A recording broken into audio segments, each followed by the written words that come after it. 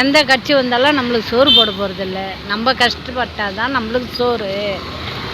இன்றைக்கெல்லாம் நம்ம இங்கே வந்து ஒரு வேலைக்கு வந்து நம்ம கஷ்டப்பட்டால் ஒரு பிடி சோறு, இல்லைன்னா இல்லை. யாரும் நீ வந்து சாப்பிட்டியா கொண்டியான்னு யாரும் வந்து கேட்க போகிறதில்ல. அவங்கவுங்க வேலை என்னமோ அந்த வேலையை தான் அவங்க பார்க்க போகிறாங்க. அவர் 40 கோடி வச்சிருந்தா கூட நம்மளுக்கு பிரயோஜனம் கிடையாது. இருக்கப்பட்டவங்களுக்கு தான் பிரயோஜனம். இல்லாத பட்டங்களுக்கு உடனே குட்டப்படுறதுல கொடுக்க. அரசியல் ஆட்சி மாற்றம் ஏற்பட்டால் உங்களுக்கு ஏதாவது நன்மை உங்கள் மனசுக்கு எப்படி தோணுது? யார் வந்தாலும், எந்த கட்சி வந்தாலும் சரி, எந்த கட்சி போனாலும் சரி, யாரும் வந்து ஒரு ஏழைக்கு யாரும் ஹெல்ப் பண்ண போகிறது கிடையாது.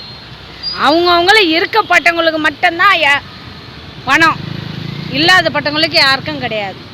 இப்போ அதை தான் நான் சொல்கிறேன். இது ஒரு கஷ்டமான மனநிலையாக பார்க்கக்கூடியதாக இருக்குது. ஏன்னா நீங்கள் ரொம்ப கஷ்டத்தில் இருந்து சொல்கிற மாதிரி இருக்குது.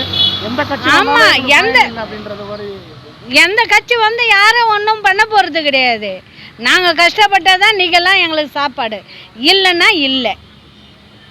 இன்றைக்கி நாங்கள் உடம்பு சரியில்லைன்னா பத்துங்க இருந்தாலும் யாரும் வந்து பார்க்க போகிறவங்க கிடையாது. நாங்கள் எங்கள் கையில் ஒரு 5 ரூபா இருந்தால் தான் நாங்கள் போய் பார்க்க முடியும். ஒன்றும் இலவசமாக யாரும் பார்க்க போகிறதில்ல. அதோ கவர்மெண்ட் ஹாஸ்பிட்டலுக்குன்னு போகிறோம், அங்கேயும் 200 அங்கே வச்சாதான் ஒரு அந்த ஸ்கேன் கூட எடுக்கிறேன்றாங்க.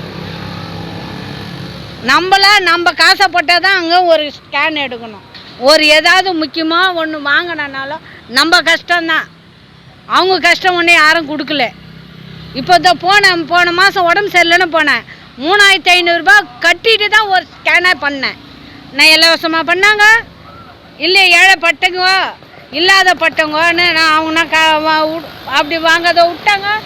வாங்கின்னு தானே செய்தாங்க.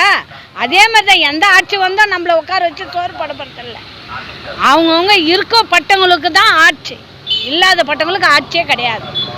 இப்போ சொல்கிறேன், நான் யாருக்குமே போடுறது கிடையாது. நான் இப்போ இருக்குது உண்மையாக சொல்கிறேன். எந்த கட்சிக்குமே நான் ஓட்டே போட போகிறதில்ல. நான் போன மாதிரி கூட நான் எந்த கட்சிக்கும் நான் ஓட்டு போடல.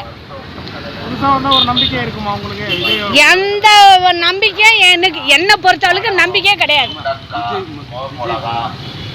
எந்த கட்சி வந்தாலும் சரி, விஜய் வந்தாலும் சரி,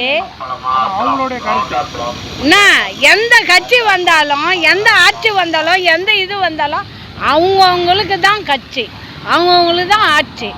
இருக்கப்பட்டவங்கள தான் கூட்டு கொடுப்பாங்க, இல்லாத பட்டவங்கள கூட்டு கொடுக்க மாட்டாங்க. இருக்கப்பட்டவங்க தான் அங்கே போய் உக்காடுறான், இல்லாத பட்டவனை போய் உக்காந்துக்கிறான். ஒன்றும் கிடையாது. இருக்கப்பட்டவங்க நீக்கி வச்சுக்கின்னு சாப்பிட்றவங்க தான் அந்த கட்சியில் போய் உட்காருறது. இல்லாத பட்டவங்கள போய் உட்காந்துக்கிறாங்க, யாரும் போய் உட்காரல. அவங்கவுங்க பாட்டுக்கு அவங்கவுங்க இன்றைக்கி நம்ம கையில் ஒரு 10 ரூபா இருக்குது, நம்ம அதை வச்சு தான் நம்ம பயன்படுத்திக்கணும்னு அவங்க பயன்படுத்திக்கிறாங்க. ஒன்றும் யாரும் வந்தாலும் மாற்றம் படம் படுறது கிடையாது. அவங்கவுங்க இது அவங்கவுங்க சூழ்நிலை, அவ்வளோதான். விஜய் அவர் வந்து அரசியலுக்கு வராருங்கல்ல? ஆமாம். இப்போ புதுசாக அரசியலுக்கு வரவங்களை பார்த்து நீங்கள் என்ன நினைக்கிறீங்க? அரசியல் வரதை பற்றி நம்ம என்ன நினைக்கிறது முடியாது. அவருடைய விருப்பத்தை பொறுத்து தான் இருக்குது. நம்ம ஒன்றும் அது சொல்ல முடியாது. அவர் எந்த அளவுக்கு பட்டு இருக்குதோ அந்த பட்டு வளராரு. அவருக்கு ஒன்றும் இல்லை. நடிகர்கள் அரசியலுக்கு வராங்களே, அதை குறித்து உங்களுடைய கருத்து என்னவா இருக்குது? நடிகர் கட்சியில்னா அவங்க அரசியல் வரதை பற்றி நம்ம ஒன்றும் சொல்ல முடியாது. அவங்க விருப்பத்தை பொறுத்தது அது. அவங்க நம்ம வந்து மக்களுக்கு சேவை பண்ணணும் வராங்க. வேறு அவருடைய பேரும் புகழும் உயர்ந்ததுக்காக தான் வராங்க. அது நம்ம அது சொல்ல முடியாது. இப்போது இவரெல்லாம் எதனா ஒரு மாற்றம் வரும்னு நினைக்கிறீங்களா? இது வரைக்கும் இருந்த அரசியல் மாற்றங்களில் இவருடைய அரசியல் என்ன மாதிரியான மாற்றத்தை கொடுக்கும்னு நினைக்கிறீங்க?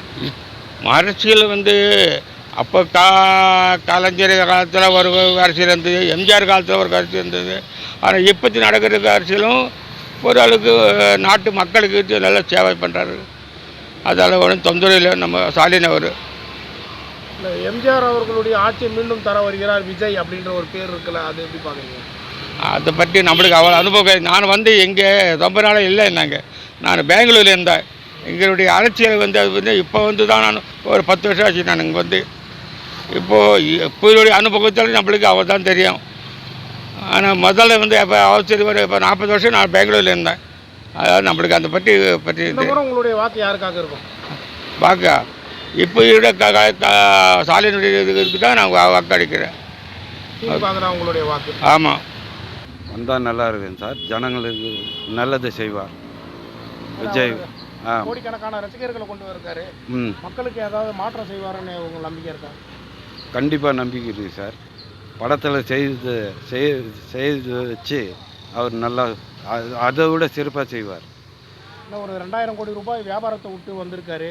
வருடத்துக்கு 200 கோடி ரூபாய் சம்பளம் வாங்கக்கூடிய ஒரு பெரிய நடிகர். ஆமாம் சார். இப்படி இருக்கும்போது அவ்வளோ பெரிய சம்பளத்தை விட்டு இப்போ அரசியலுக்கு வந்திருக்காரு. நிச்சயமாக மக்களுக்கு பெரிய மாற்றம் ஏற்படும் நம்புறீங்களா? கண்டிப்பாக நம்புகிறோம் சார். மாற்றம் ஏற்படும். ஜனங்க இப்போது இதில் இருக்கிறாங்க. அப்படி சொல்கிறதுக்கு எனக்கு தெரியல. மாற்றங்கள் ஏற்படும். வாய்ப்பு இருக்குது. நிச்சயமாக வாய்ப்பு. இந்த முறை உங்களுடைய வாக்கு தாவேக்காக்கா? உங்களுடைய வாக்கு யாருக்கு சொல்றீங்க? விஜய் தான், தளபதிக்கு தான். உங்களுடைய குடும்பத்தாருடைய வாக்கு அனைத்து வாக்குகளும் நான் போய் சொல்லுவேன் சார். நான் எது சொன்னாலும் செய்வாங்க. நிச்சயமாக அப்போ வந்து தாவேக்காக்கு தான் உங்களுடைய வாக்கு. ஓகே.